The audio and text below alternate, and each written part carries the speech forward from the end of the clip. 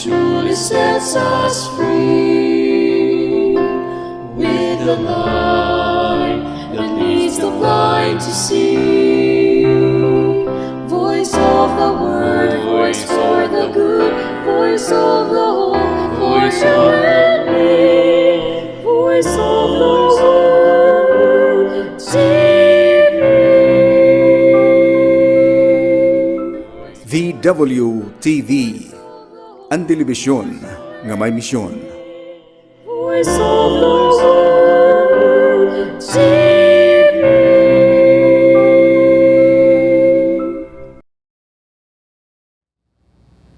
Maupay nga oras sa aton nga tanan mga brother knights, especially those who are watching in different areas, regional and the Visayas, Western, Central and Eastern Visayas. Welcome to our show, Knights of Columbus Hour. This is your brother Alvin Gonzalez, your Public Relations Chairman. Before anything else, I just want to greet our State Deputy, Visayas State Deputy, no other than Brother Odell Mabutin, our State Secretary, Wency Cañete Jr., who is from the Archdiocese of Cebu. By the way, our State Deputy is from the Diocese of Calbayog. And then our State Treasurer, no other than Brother Demetrio Dimaranan, who hails from the Diocese of Calbayog. And our State Advocate, Brother Dodoy Sabulaw, who is from the Diocese of Palo. And Brother Noyni Napumaseno, our State Warden, who hails from the Diocese of Haro, Iloilo. Welcome, Brother Nice. And also I want to welcome home, brother, our immediate past State Deputy, no other than Brother Chofrido Lagria. Welcome home back. He's back in Borongan. And today, Brother Nice, since everybody's busy, all the councils under the district deputies, under the ADMPC and the DMPC per diocese, they're quite concentrated now on membership growth. Everybody is trying their best to foresee that all their quotas are being met as mandated by our State Deputy, Brother Odell. Now, they are given yung tinatawag namin mga awards, na binigyan sila ng incentives that they're given until the end of October and until the end of December. Kaya busy lahat na nag-evangelize, inviting new participants to join the order, and we will be discussing to you on strategies on how to recruit new members for the Knight of Columbus. So, isa-isahin ho natin yan, yung mga strategies ng pag-recruit. And then, bago po ang lahat, I have also been asked by our State Deputy na he wants his greetings, his message to be disseminated, and I could do it through our Knights of Columbus Hour, and he wants this to be distributed to everybody para malaman po niya itong gusto niyang iparating po sa atin lahat. Ganito po siya, no? Today marks another historic page in the annals of the Knights of Columbus in the Philippines, since our very own Brother Commissioner Rene Sarmiento officially starts his stint as Supreme Director this very day. Let us welcome him with warmest felicitations and prayers. Once again, congratulations, Brother Rene. We are confident that your star will shine brightly as ever and be the Philippines' leading light in the realm of Columbianism. Vivat Jesus! The new board of directors elected. Now, this news came from our news portal of the Knights of Columbus, and this is how it goes. New board member elected. Fraternal leaders from Luzon North begin a 3-year terms September 1. Rene V. Sarmiento, a member of Diego Silang, Council 7656 in Quezon City, Luzon North, has held numerous leadership positions in the Knights of Columbus since he joined the order in 1986. Most recently, he served as Luzon North Deputy from 2019 to 2023. And he is currently chairman of the Board of Trustees of the Knights of Columbus Fraternal Association of the Philippines Incorporated, KCPAPI, and Knights of Columbus Mutual Benefit Association. He is an active member of the San Sebastian Parish in San Narciso, Zambales, where he served as an extraordinary minister of the Holy Eucharist. For many years, Brother Sarmiento served the Philippine government in various capacities. He was once the framers of the 1987 Philippine Constitution, a commissioner of the Commission on Elections, a vice chairman of the government of the Philippine Peace Negotiating Panel, an officer in charge of the Office of the Presidential Advisor on the Peace Process, and a cabinet in charge of interfaith initiatives. A lawyer engaged in private practice, he has also taught law for more than 2 decades. Brother Sarmiento is married to Lorraine Abad Sarmiento, a university lecturer and now a mayor of San Narciso, Zambales. They have 3 children, Gabriela, Jeremiah, Golda, and 4 grandchildren, Lucas, Marco, Juan, and Loren Lily. Congratulations, Brother Rene Sarmiento. Kasi ko Ilocano ini. He speaks Ilocano as well, like me.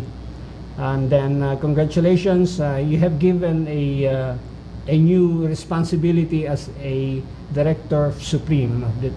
Malaking malaking responsibilidad because nasa Supreme na si Brother Rene Sarmiento.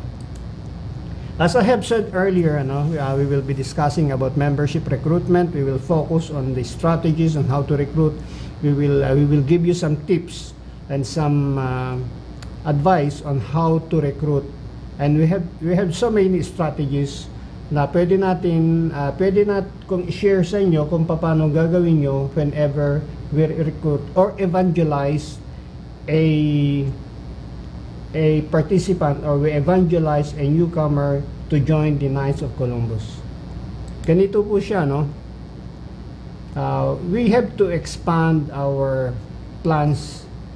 So why recruit? Planning for success, recruiting strategies. So ganun, why do we recruit? We have to plan for success, and then we have to recruit through strategies.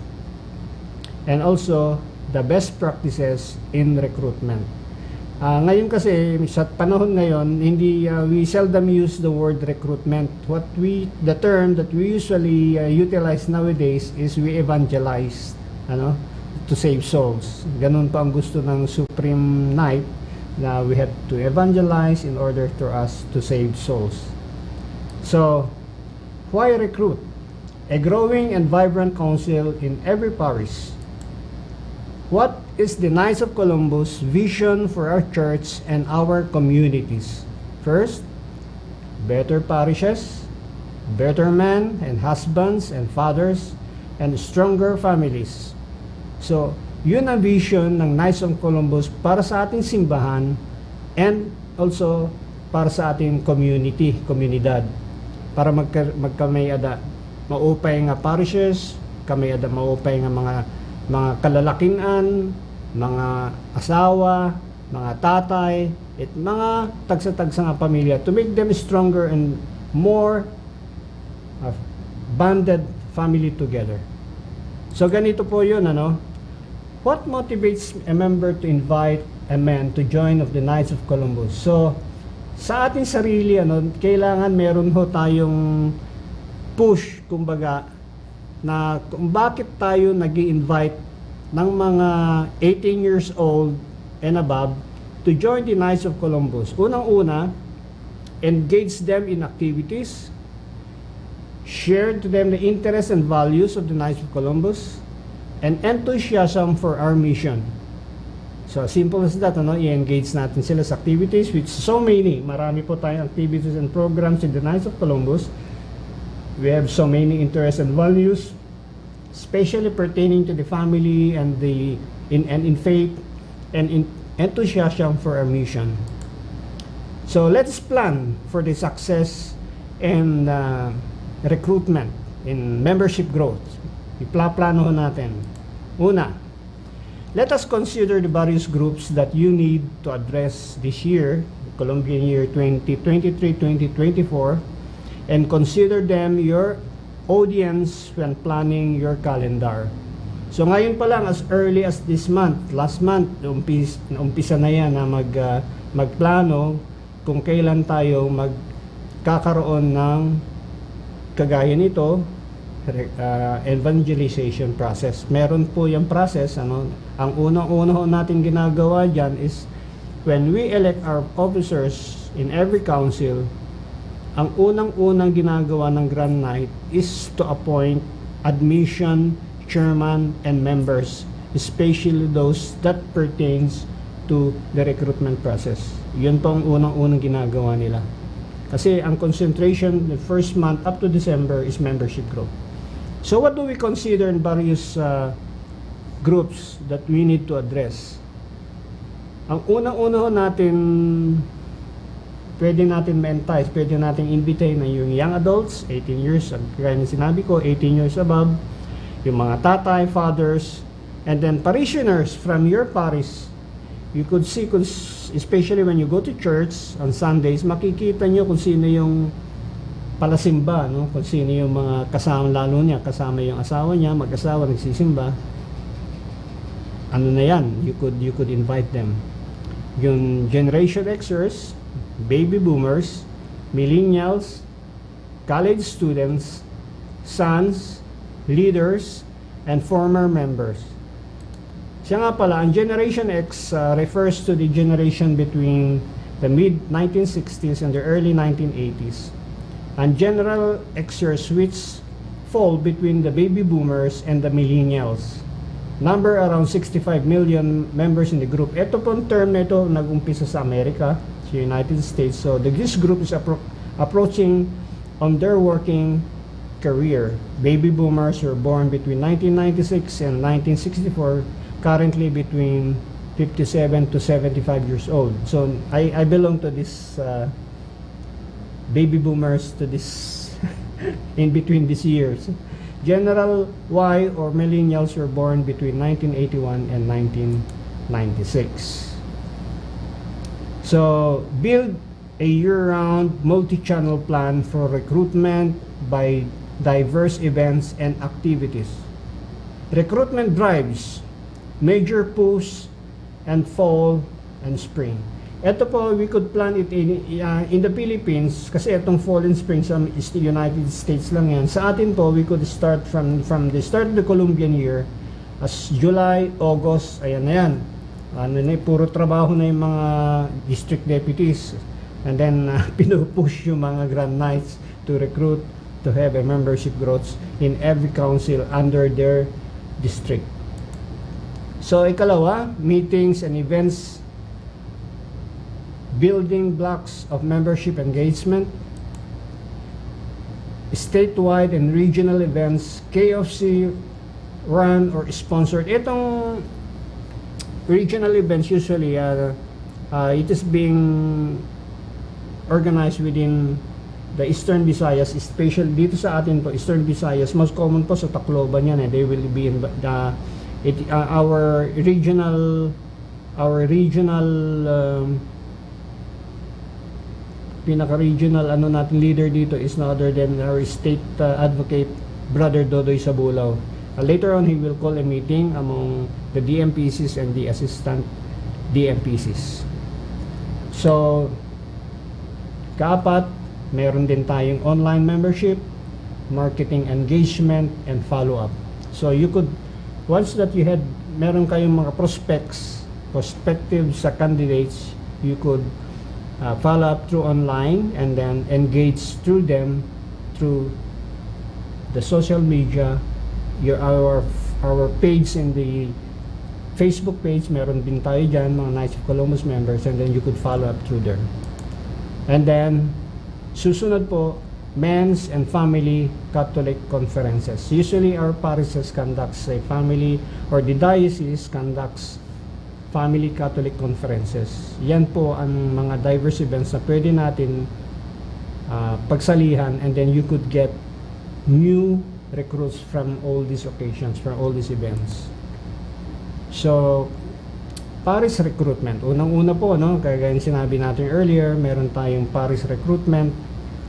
So, first, recruiting church drives, team recruitment, invitational drives, events and programs, and marketing. So yun ang unang-una natin gagawin.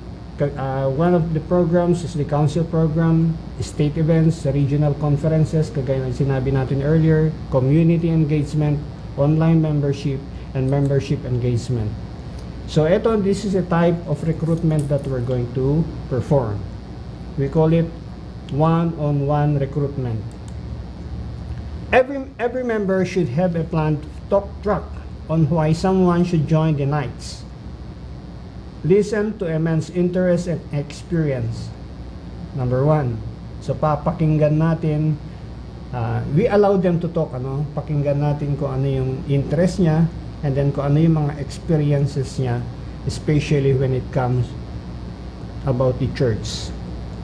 Share why you join and what you value about your membership. The first thing that the reason why I joined the Knights of Columbus, that's in November in 1999, is because of my dad.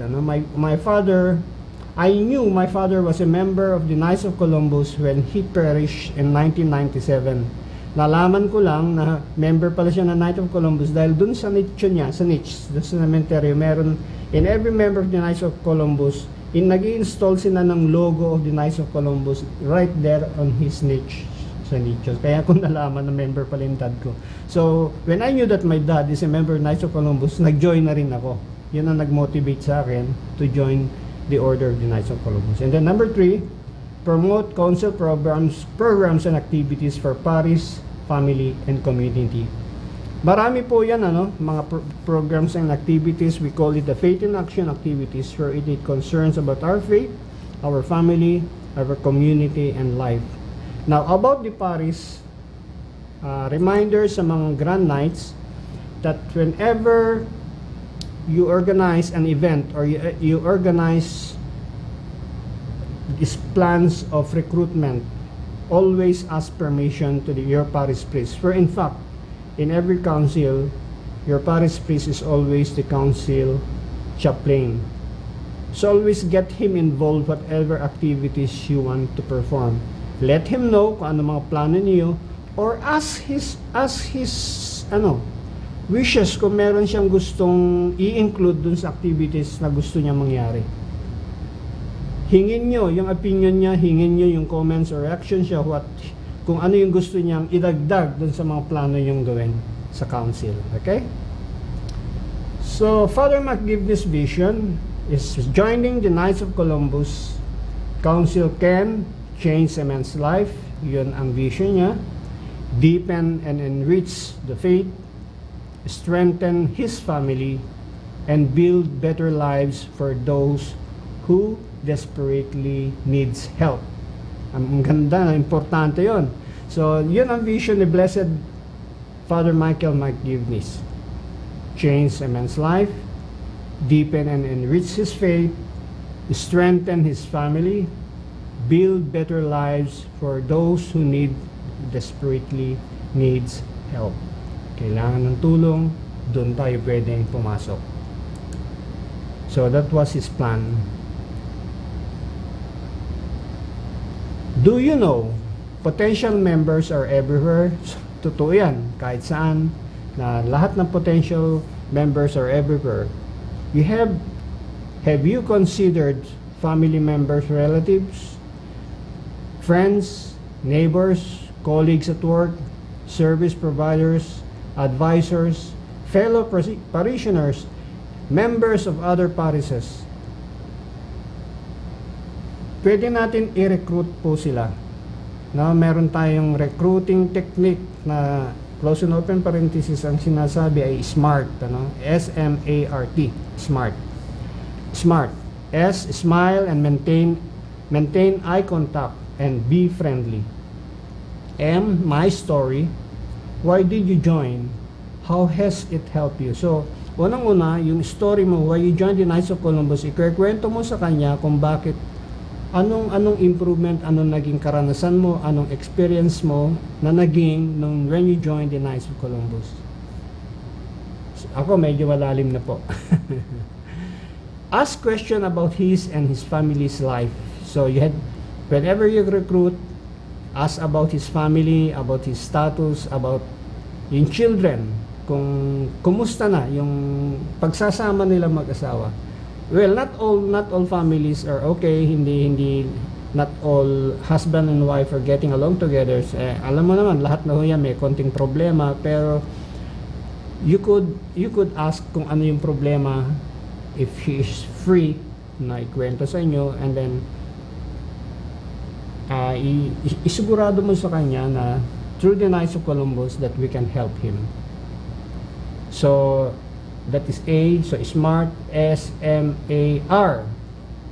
State reasons to join. Talk about the real benefits.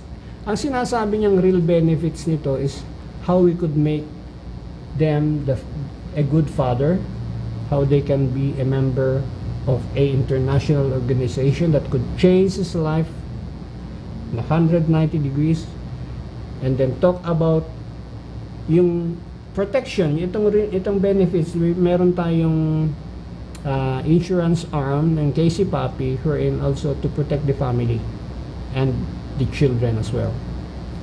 So SMART T, talk less, listen more to what he has to say.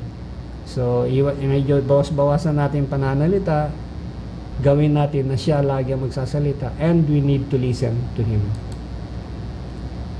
So next is the church drive. Ito na yung sa simbahan.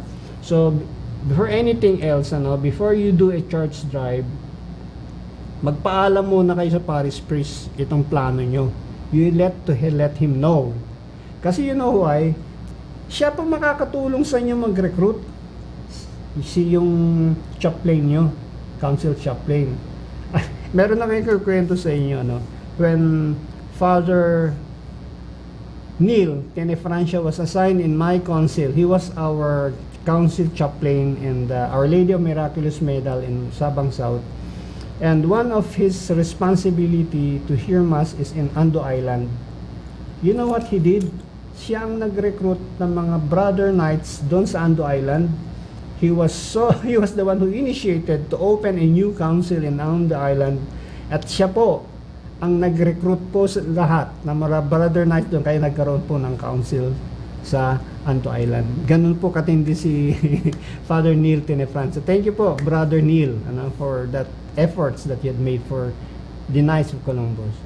So always let your parish priest know that you're going to initiate a church drive in recruitment for membership growth of the Knights of Columbus. So what do you need to run a successful drive? Start today by training your councils and teams and scheduling dates. So importante po yan, especially the Grand Knight that you'll be appointing chairman of admission and membership recruitment. You have to train them. Ito po, itong discussions ngayon, training na po ito. You could get some points from us. And then you have to schedule dates kung kailan nyo sila i-train as much as possible, as soon, kailangan agad-agad. You start to training your chairman of recruitment and chairman of admission degree. So, una po yun, plan nyo, And then, ikaduha, next is coordination and cooperation. Anong gagawin natin? Yan, pastors, officers, field agents, and district deputies from the core of your teams. Nandun na naman yung pastor, nandun ang pare, you should include them in all your coordination and cooperation. And then, katlo, follow-up. Ano yung follow-up? Deliver on the promise of membership with personal and timely outreach and activity. What do you mean by that? Schedule agad yung exemplification proper. Kung kailan yung plano, kung kailan nyo gagawin, As soon as all the participants, the invited and new participants will come in, dun na kanyo maglagay ng time kung kailan yung activities ng exemplification. It doesn't matter, Brother Knights, kung iisa lang yung dumating dun sa scheduled exemplification. Go ahead with the exemplification kahit isa lang. And there is purpose on why you have to go ahead with the exemplification. Why? Para po ma-practice yung exemplification team. Kahit isa lang po yan, you go ahead with exemplification para you could perfect the ceremonials in exemplification. Diba? So, the best practices in conducting effective church recruitment drives, what are they? What to do before your church drive? Start planning now for this month or for October. Order your supplies today. Yung supplies po na yan, whenever you undertake exemplifications of the first degree, ang unang-una pong dapat yung orderin is yung rosaries, certificates, and pin. Kasi yun ho, binibigay po sa kanila during the exemplification proper. Seek permission and schedule the drive as soon as possible. Seek permission. You know kung sino yung hihinga ng permission? Through your parish priest or through your chaplain, council chaplain. Schedule the drive as soon as possible. Prepare bulletin and pulpit announcement. Usually we do this, before a church drive, I usually go to the pulpit and then announce when is the recruitment, when is the exemplification proper. So we invite men. And then in some parishes, yung mga Knights of Columbus has installed bulletin boards in every church, in every chapels. But before you install a bulletin board, again ask permission to your parish priest, to your council chaplain kung saan ilalagay yung bulletin board na yan para alam po niya kung saan nyo ipepesto. Always ask permission from your priest. On the day of your church drive, move into position, engage potential members, don't dismiss anyone, reception after mass, then after action review. Ganun kabilis, After the church drive, move into position, engage potential members. Nakikita po nyo kung sino yung mga members dyan. Don't dismiss anyone, reception after mass, then after action review. Follow up after your church drive. Schedule a plan info sessions. Schedule a plan info sessions. Follow up with prospects. Yung follow up na yan, as much as possible, you could go to them, to their residences, and then speak to them individually with their wife, in presence of their wife. Yun ang magandang follow up. Schedule first degrees.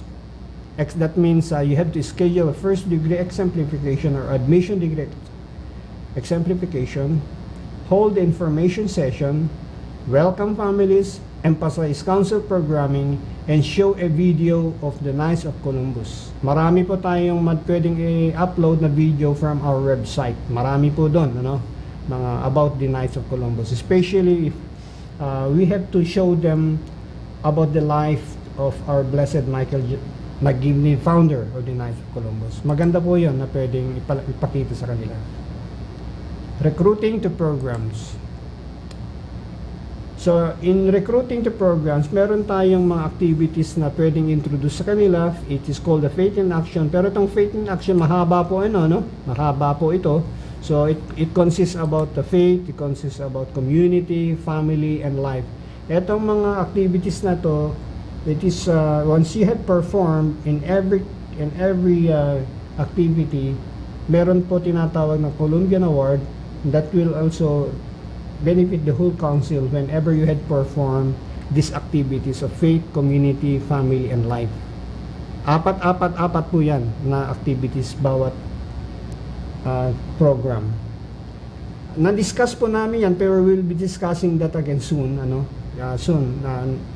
within this month of September. So, what are the best practices again? The best practices is take this step to ensure people know about the Knights of Columbus presence and activity in every parish. Etong best practices ang nakikita ko. I remember council in Bato that the Knights of Columbus pray the rosary during the month of October. And you know what? Yung mga misis, yung mga asawa ng mga wives ng husbands were able to witness that men prayed the Holy Rosary. So they had selected to invite their husband to join the Knights of Columbus as well in order for them na gusto niya makita rin na yung asawa nila nagdadasal ng rosary. We always do that. Meron tayong activities about faith. We always pray the rosary, novena, and then there's so many novenas that has to be performed. Maximize your council's visibility. Dress in branded KFC clothing. This has always been mentioned during our past seminars and past trainings and past organizational meeting, that whenever we wanted to show the parishioners that the Knights of Columbus is always present and visible, is to wear a Knights of Columbus clothing with a logo embedded on it. Kagaya po nito, ano? And then our leaders always instructed us, suggested us whenever yung given of tithings, yung pagbigay ng ano tawag dito, ng mga yung tithings, that we should go and then line up para makita nila ang Knights of Columbus. Medyo yung memory ko nagpumapalya na. Ensure a constant presence in parish bulletin announcement. So yun, kung meron kayong mga bulletin announcement board, you could ensure a constant presence in parish by magpapaskal kayo ng mga activities na pwede nyong ipaalam sa mga parishioners. An opportunity for engagement. Someone responsible for planning the recruitment aspect in every event. Focus on growing your council's faith and family programming within parish. Meron po tayong mga programs tungkol sa faith and family. Kagaya ng sinabi ko kanina, it's the faith and action. We will have to discuss this later in some other time. Kasi mahaba po ito. There are so many programs about faith and programs about family. Yung faith po yan, puro pagdadasal ng rosaryo, and then gathering families together and gathering also other parishioners to join in the prayers of the Holy Rosary. Sa family, marami din po yan, mga programs tungkol sa family. So focus on building a culture of recruiting and where everyone is excited and engaged in council growth.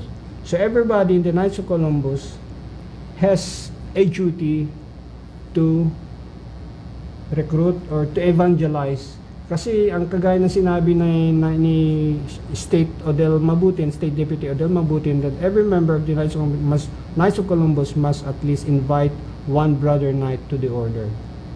Bago you will be elevated to the next level, which is the second degree or the admission, and then yung second degree bago ka maging elevate, you have to recruit at least one new member.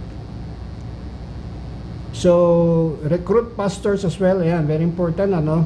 There are some parish priests, there are some pastors, there are some council chaplains that are not members of the Knights of Columbus. Recruit them.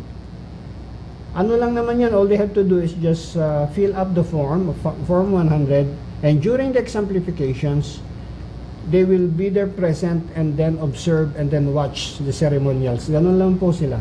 Ganun lang pong gagawin nila. They have to witness and then watch what is going on during the exemplification process. This is quite a secret ceremonials. I don't have to elaborate in this show. And then, actually it's secret. Hindi mo pwedeng ipaalam. So recruit pastors to support council's recruitment efforts, and especially at events. So ask your pastor to invite new members as well. Ask them to be your recruiting arm to join the Knights of Columbus. Membership growth is everyone's responsibility. Kagaya na sinabi ko, na all of the members of the Knights of Columbus is responsible to invite, evangelize new members for the Knight of Columbus. Recruiting is an all-the-time duty, not a once-in-a-while activity.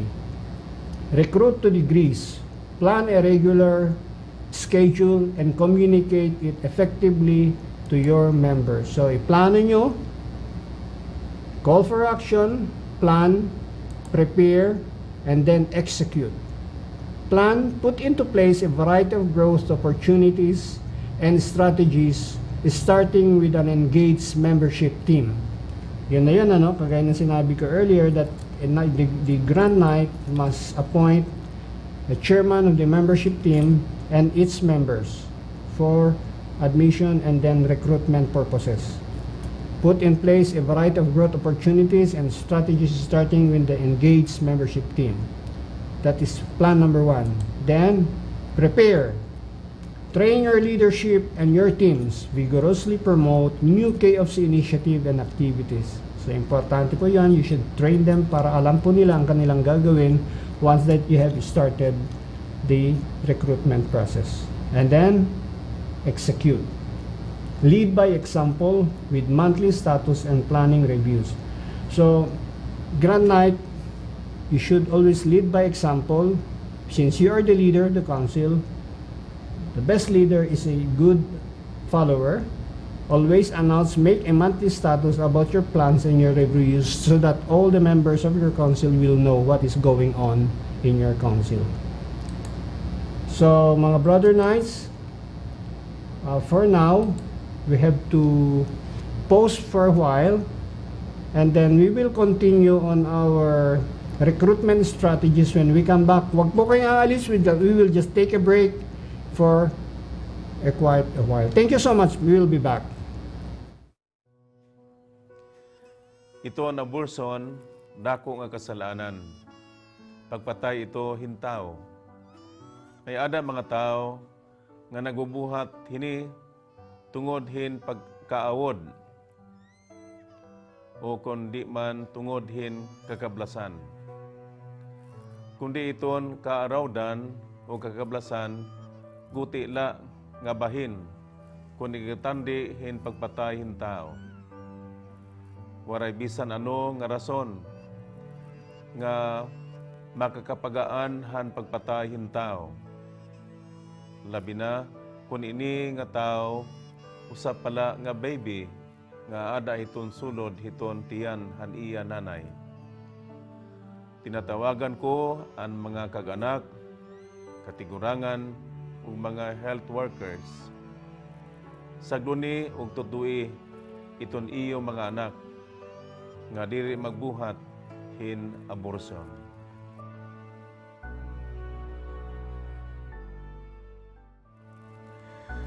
Igpapaambit ko ha iyo ang ginsiring ni Pope Francis. Kay ano nga magsimba ka kung ang mga parupaningba nga tanan man magpagkasasala. Agsubta ini bation. Hapang tinuod ang pagsarinurog han misa diri nangahulugan nga waray niya kasalanan. O nga magmaupay hiya kay han iba. Lugod nakarawat hiya nga nagkinahanglan hiya hin pagbag-o han iya kinabuhi. Ngaran kaluoy ug pasaylo han Dios nga nahimo nga tao dida kang Kristo. Kunin usa nga tao naabat nga diri nanginanglan han kaluoy han Dios ug iton iya kasiring nga diri hiya makasasala, mas mamaupay pa nga diri nalahiya sumingba. Nasimba kita tungod kay magpakasasala kita ug nang kinahanglan kita kumarawat han pasaylo han Dios. Kinahanglan naton makiusa didahan buhat han pagtalwas ni Kristo didahan iya pasaylo.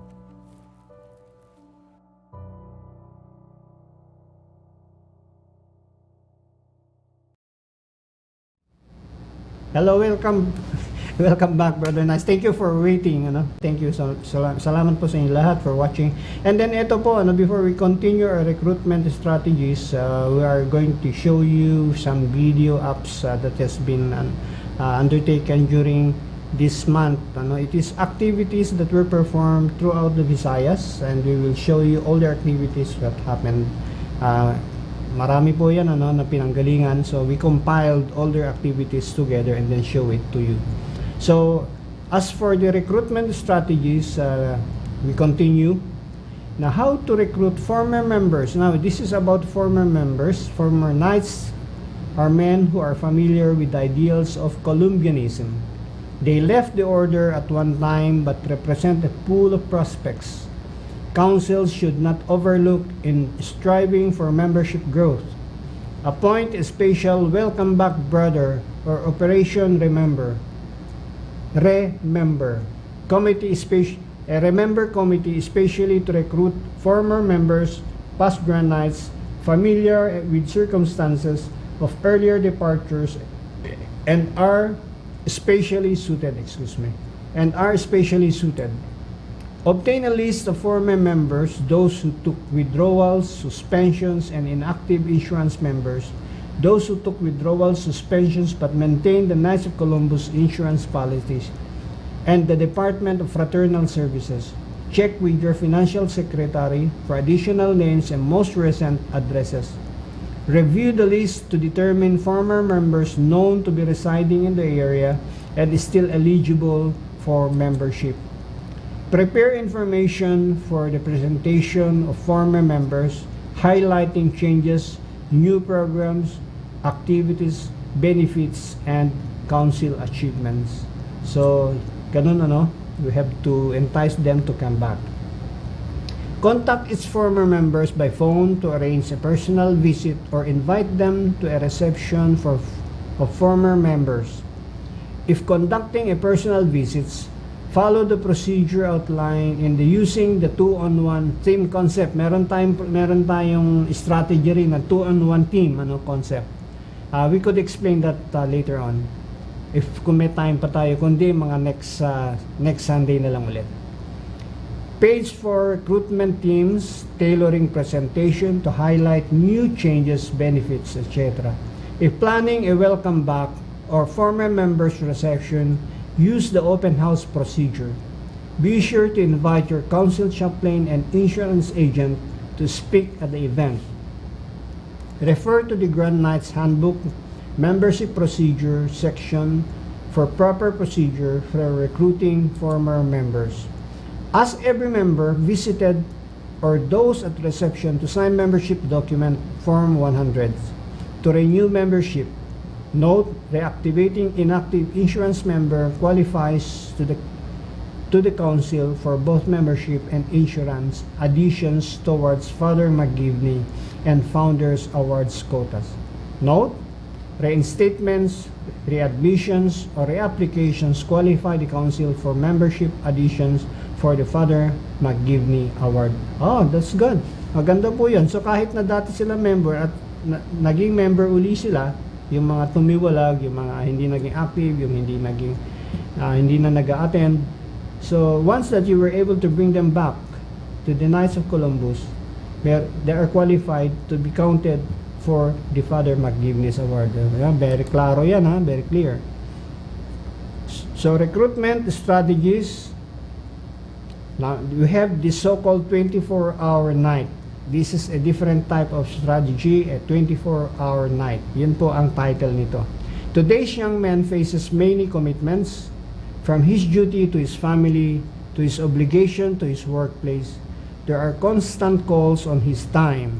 How many times have your council's recruiters heard the reply, I don't have much time to give to the Knights, so why should I join? Madalas po yan, Sabi nila, busy ako, wala akong panahon.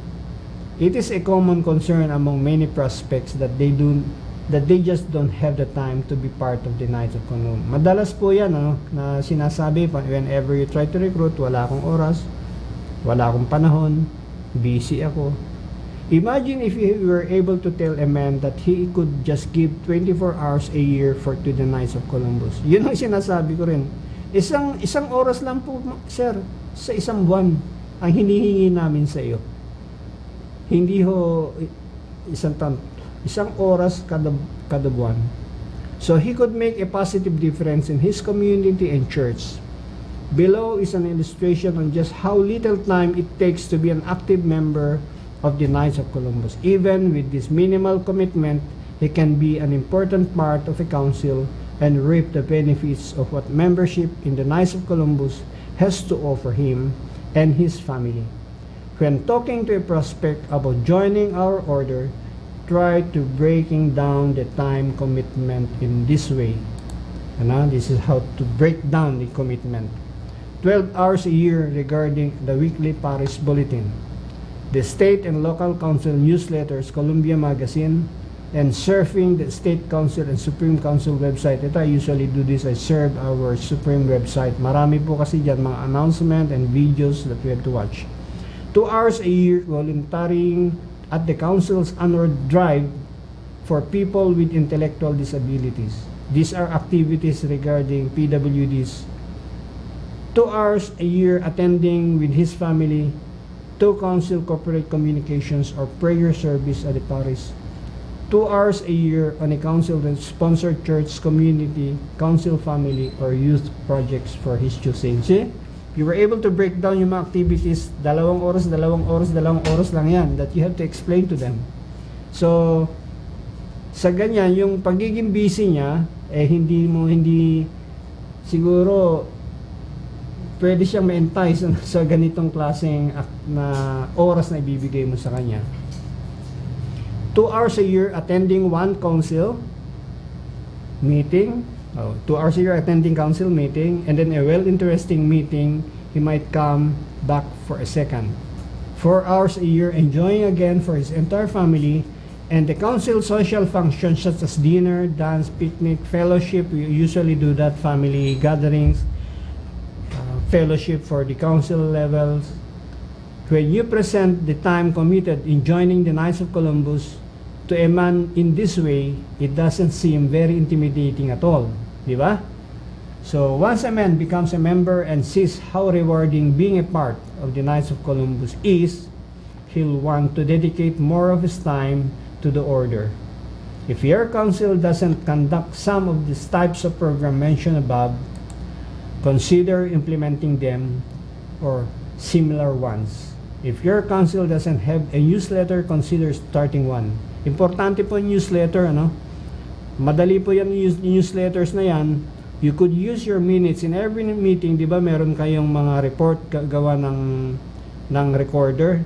From that recorder, you could write a newsletter taking notes from your meetings and then the activities that was performed during that month. There is no way to keep your members informed and active. There are 8,760 hours in a year.